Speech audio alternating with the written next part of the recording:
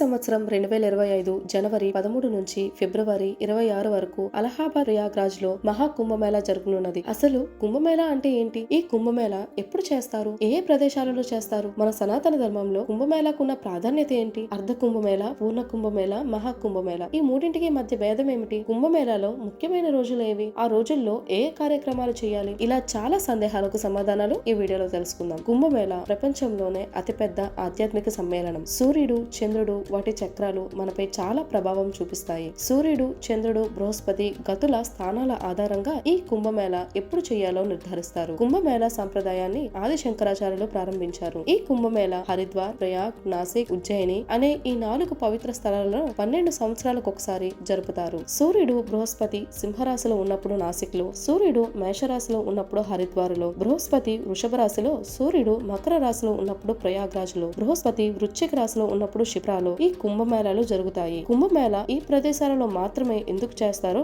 ఇప్పుడు తెలుసుకుందాం. మన హిందూ పురాణాల ప్రకారం దేవతలు, రాక్షసులు క్షీరసాగర మథనం చేస్తున్నప్పుడు అమృత కుంభం నుంచి కొన్ని అమృత బిందువులు పడిన ప్రదేశాలే ఈ నాసిక్, హరిద్వార్, ప్రయాగ్రాజ్ మరియు ఉజ్జయిని. ఇందువలనే కుంభమేళాలు ఈ ప్రదేశాలలో మాత్రమే నిర్వహిస్తారు. 6 నెలలకు ఒకసారి జరిగిన దాన్ని అర్ధ కుంభమేళా అని, 12 సంవత్సరాలకు ఒకసారి జరిగిన దాన్ని పూర్ణ కుంభమేళా అని, 12 పూర్ణ కుంభమేళాలు పూర్తయితే దాన్ని మహా కుంభమేళా అని అంటారు. అంటే 144 ఏళ్ల తర్వాత ప్రయాగ్రాజ్ లో మళ్లీ ఈ మహా కుంభమేళా జరగనున్నది. ఇది పూర్వం 1881లో జరిగింది. దీనిని 45 రోజుల పాటు నిర్వహిస్తారు. ఈ 4 ప్రదేశాలలో ప్రయాగ్రాజ్ లో జరగనున్న కుంభమేళాకి ఒక ప్రత్యేకత ఉంది. అది ఏమిటి అంటే హరిద్వార్ లో గంగా నది, నాసిక్ లో గోదావరి, ఉజ్జయినిలో క్షిప్రా నది ఉంటుంది. కానీ ప్రయాగ్రాజ్ లో గంగా, యమున, సరస్వతి నదుల సమ్మేళనం. సరస్వతి నది మనకు కంటికి కనిపించకపోయినా కింద వచ్చి కలుస్తుందని ఒక నమ్మకం. ఈ మహోత్సవంలో పుణ్యస్నానం వల్ల జన్మ జన్మల పాపాలు తొలగిపోవడమే కాక మన పూర్వీకుల పాపాలు కూడా తొలగిపోతాయని నమ్మకం.